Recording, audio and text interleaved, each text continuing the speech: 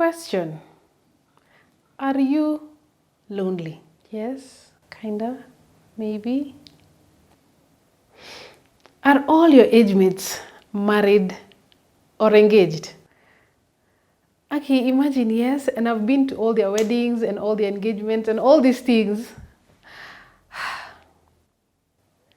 And do you desire a God-fearing partner?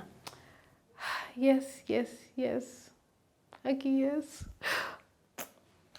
Welcome to my space and thoughts on all things encouragement. And on this episode, I want to encourage us on trusting God in your singlehood or in your season of waiting.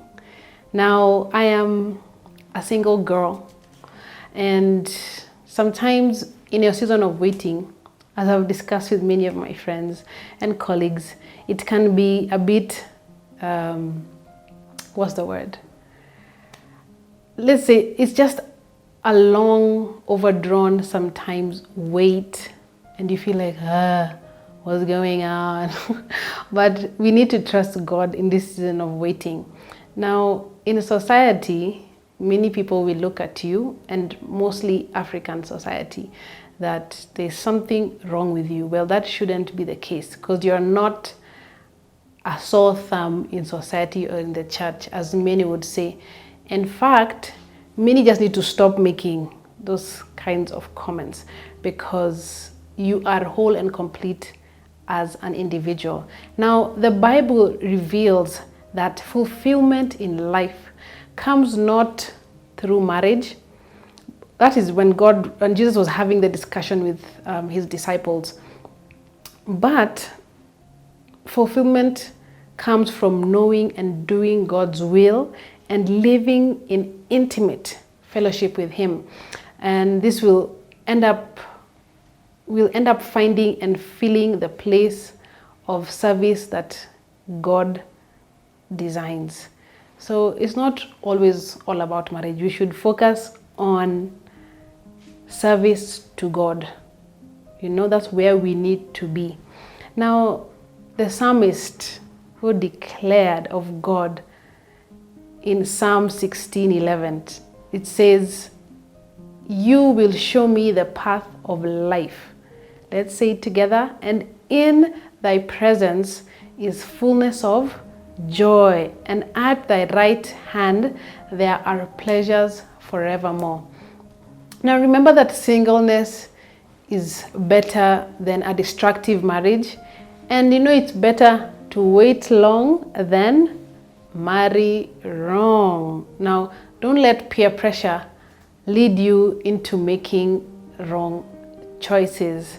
Now, sometimes you can be wondering, I'm getting older, I don't have a partner or a spouse, and you just marry any Tom, Dick, and Harry that comes along because you're feeling there's a time constraint. I don't know who created this time constraint, but sometimes you feel like you're just in a hurry. I need to get it, so I need to get a certificate and be married. But let's not end up doing that and rushing into marrying out of the faith.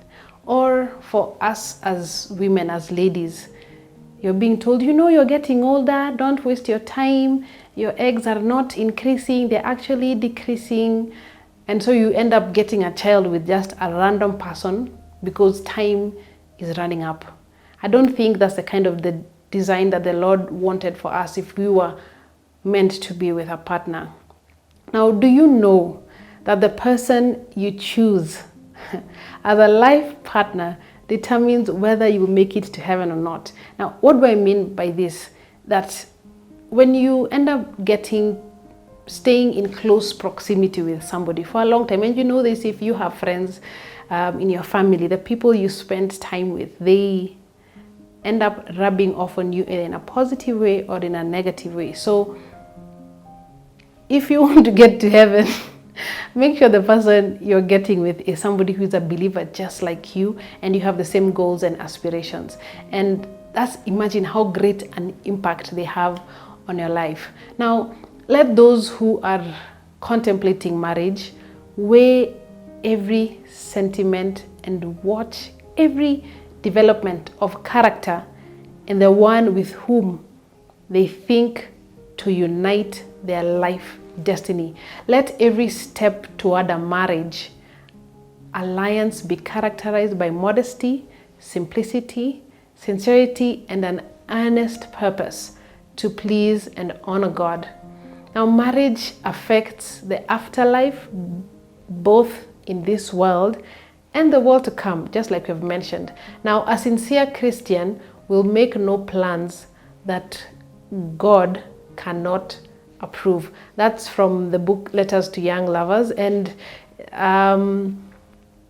you have just heard it. There is nothing that a sincere heart will do that the Lord will not approve. But we must be careful that we choose with the finest detail the person who we want to spend the rest of our life with, because it will affect our afterlife both here and in the world to come.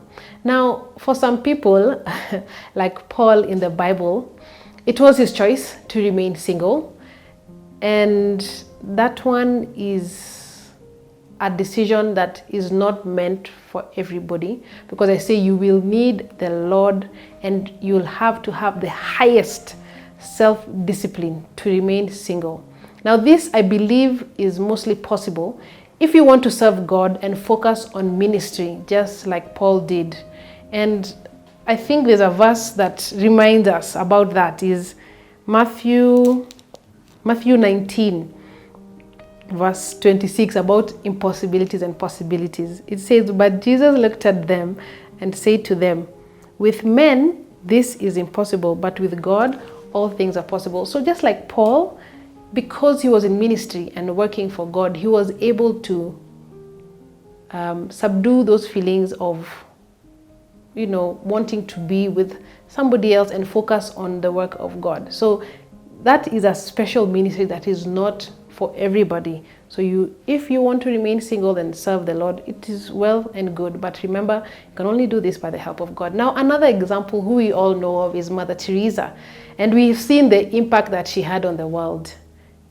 She was a nun, and she dedicated her life to service, to doing the work that the Lord finds most noble, helping those who cannot help themselves, the widowed, the orphans.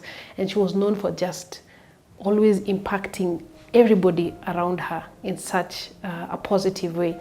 Now, we need to focus on building, you need to focus on building yourself to be an all-rounded person. That is in your spiritual, your social life, which includes also being excellent at your job, being present and a loving relative, and working on your weaknesses and turning them to strengths. These are the things we need to do in our season of waiting, or in our singlehood.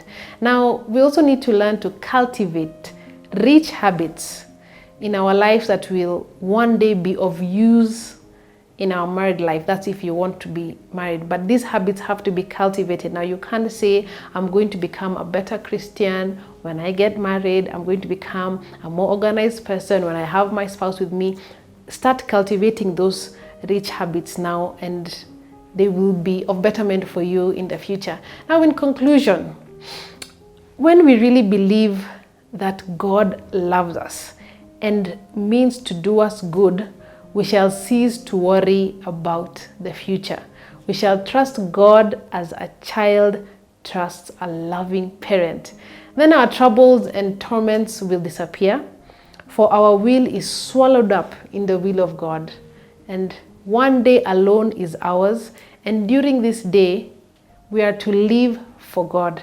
For this one day, we are to place in the hand of Christ in solemn service all our purposes and plans, casting all our care upon Him, for He cares for us. That's from a book called Thoughts from the Mount of Blessing. And I want us to remember that God has a solution for the problem of singleness. So when we come to Him in surrender, willing to believe whatever He says, willing to accept whatever gift He offers, and willing to do whatever He asks without reservation, we will find that wellspring of joy that never ever runs dry. It is in giving of ourselves to God that we receive our gift, and it is in accepting the gift that we realize meaning and new life. So be faithful, be strong in your season of waiting or in your singlehood. There's nothing wrong with it. There's nothing wrong with you. Let nobody pressure you into thinking that you ought to be somewhere else, but everything happens in the Lord's time. So are you in your season of waiting? You can go comment down below and say yes or no, or how you the Lord carried you through your season of waiting. I'd like to know. I'd like to hear from you of what happened during your season of waiting. Now that's the end of the episode. If you like this kind of content, you can subscribe to my channel for more. There's so much more that I share. You can also like the video, share the link with your friends and your family if you know they'd benefit from this. Thank you so much. Until next time, bye bye.